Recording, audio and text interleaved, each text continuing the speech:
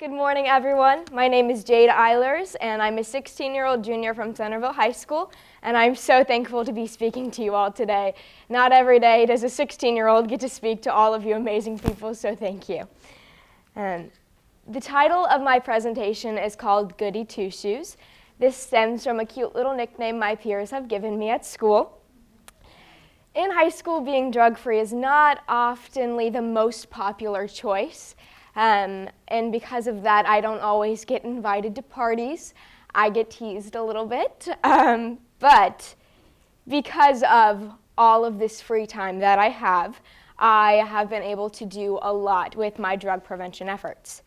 So, I have won several awards, and I am the Miss Teen Ohio International Queen, and this summer I got top 5 at Miss Teen International. I'm the National Junior Teen Captivating Queen. I have 2 resolutions from all of my drug prevention advocacy, excuse me. I was honored as a drug-free hero in New York City. I am an honor student and just got invited to be in the National Honor Society with over a 4-point GPA. I'm the communications officer for a drug-free school I have at my school. And I am a member of the Ohio Youth-Led Prevention Network, which is a youth council of about a dozen high school students from all across the state of Ohio who are passionate about making change within drug policies and protocols. The main reason I do pageants, a lot of people think it's just the toddlers and tiara thing. Like Honey Boo Boo really put a bad rep for pageant girls. There are so many scholarships within pageantry. Have you looked at the price of college lately? That is expensive. But the main reason I do pageants is because of the service. So my platform that I'm promoting throughout pageantry is something called Start Talking, Building a Drug-Free Future, and that is exactly what I intend to do. So this is my amazing youth council through the Ohio Youth-Led Prevention Network, and that is how I am invited to be here today. But this is our rally that we do in the spring, and it's over 2,000 drug-free students who march to the State House to celebrate in the fact that the majority of teens are not using any substances of any kind. And that is something that is incredibly important, and a lot of people don't know. But that is something that is incredible, and I was able to speak at the State House steps and share my testimony. So that was really cool, and that is something that I'm incredibly proud of. So all of these amazing things and all of this work that I've done started from me making YouTube videos in my basement, me just interviewing drug-free peers that I had in order to get alternative activities for my peers out there to let them know that there is things that you can be doing that are good for yourself besides using drugs or any substances. So there was me in my basement posting online drug facts, and now I can say that I was able to speak at the United Nations on International Drug Prevention Day and the things that I believe why teens were using and abusing substances. And that's because they want to feel better or they don't want to feel anything at all. And so that is something that was really cool when I was speaking, that political officials and religious leaders from all over the world were taking notes when I was talking. And when we walked in, my mama was crying, and I was like, girl, you can't cry here, this is big time. But that was like really cool, because I'm 16, and that's kind of a big deal, so that was really cool. But all of these amazing things that I've done, and these achievements that I have, and you could have an impression of me because of what I'm wearing and the fact that I do pageants, but I have a secret. You see this on the outside, what I present to you, but what you don't see is a 3-year-old little girl crying because her father left her because he has a drug addiction. You don't see the little girl growing up thinking that everything is her fault because of her father's problem. You don't see the effects that her father's addiction had on not only her, but her whole family. An addiction is not just an individual thing. One person may use, but the whole family suffers. It is a family disease. 20 million Americans suffer from a substance problem in this country, but that number is so minuscule in comparison to the billions of family members that love and care for that person that won't accept treatment. 1 in 2 people know someone that uses and are affected by this problem. You may know that person, you may be that person. but I encourage you to not let your secret be a secret anymore. Use it to empower other people, because I know that you guys are not alone. Everyone knows someone that has a problem or is dealing with someone that has a problem. Use it as motivation to make a change, not an excuse to continue the cycle, and that is what I have done. It was so important to me to help hit reboot on my family tree, because statistically, 73% of children who come from fatherless homes end up using and abusing drugs. I should not be doing as well as I am in school. I should not be involved in the extracurriculars that I am in, but I used my father's problem as motivation to solve the problem, not an excuse to go have fun at parties and let loose and cause so much trouble. I used it as motivation, and that's something that I'm incredibly proud of. So, what I encourage within my peers is something called a safe escape. And a safe escape is a healthy like or interest that helps you stay motivated and on the right path. Because when you don't have time to get into bad things, you have time to be productive. And so theater, I'm in that theater all day, every day, and so I really don't have time to get into trouble. So with me, how that works, I've been doing theater for around 10 years now. And so when I can't stand to be in my own brain for a minute longer, I dive into the brain of my characters. And I am able to use the stress that I am feeling and all the distractions from the outside world, and I'm able to put that energy into something beautiful and call it art. And that is something that is incredible to me. But the thought of memorizing 400 lines might stress you guys out, so maybe that's not your safe escape.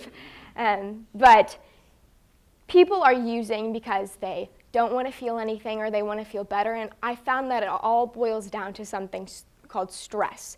So I know every day we experience stress, and we all have different ways of handling that. But teens are using because they're not being taught how to cope with stress and all of these problems that are happening in their world and in their lives. So I encourage you to encourage your youth, or even you guys, to just find your safe escape or something that you're passionate about. It could stem from a like that you have and then turning that into a class that you take, or just an activity that you start getting involved in, but really encouraging you and you to encourage other people to find their safe escape. So stress is a big thing, and not all of you might have a safe escape right off the bat. So here are many things that you can do to help reduce your stress that are kind of quick fixes. Music. That is incredible. I know, being a new driver, I always have to have my Jesus music way on high in my car because sometimes those left turns can be a little sketchy.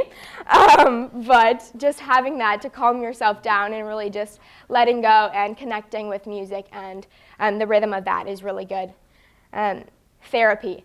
So this is something that I know a lot of people don't talk about, and I know I definitely don't talk about. I started going to therapy recently to work through the issues that I had with my biological father and his absence and how that affected me. And so being able to speak about that after 13 years of tormenting myself with the things that I would say, thinking that I caused it, it was so refreshing to let that all go, and being able to process through that was amazing. So I encourage you to just talk through things because it can help so much. And you guys are all here because you care about other people and you take care of other people. So you need to take care of yourselves too. Spa. So I know, guys, you're probably tuning this out because you think I'm not talking about you, but let me just tell you, we have transitioned out of sandal season. The feet can get a little crusty. You need to scrape that, clip your toenails, do something because that helps so much because you deserve that. You know when you snag the comforter? Anyway, okay, but just prioritize yourself and your health because that just makes a difference. Exercise. So I know a lot of you are going to tune this out because I say the word exercise, but just even movement, that helps so much. Not to toot my own horn or anything, but I've lost 35 pounds in a healthy way. Through exercise, I found that when I'm angry, pumping iron helps relieve that anger and just putting that into a productive way. And when you exercise, you actually release endorphins. So as crazy as it may seem, but your body gets happy when you exercise. I know you may dread going to the gym or just walking, but it does wonders. Finding a hobby, kind of like a safe escape, I already mentioned that. Meditation and yoga, just really taking that time to center in and focus in and calm down and take some deep breaths and just stretch out your body, and that really does wonders. Nature.